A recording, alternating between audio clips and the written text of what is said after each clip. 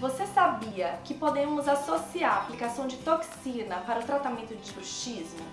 Os pacientes com bruxismo têm uma masseter temporal muito fortes. Isso gera aumento da tensão nessa área, com dores articulares e desgaste dos dentes. Quando aplicamos a toxina botulínica nesses músculos, diminuímos a força, consequentemente a tensão e os sintomas associados do bruxismo. Além disso, aplicar toxina no masseter diminui a hipertrofia desse músculo, fazendo o afinamento do terço inferior da face. É uma técnica que utilizamos muito para afinar o rosto do paciente. Ficou alguma dúvida? Mande nos comentários e até o próximo vídeo.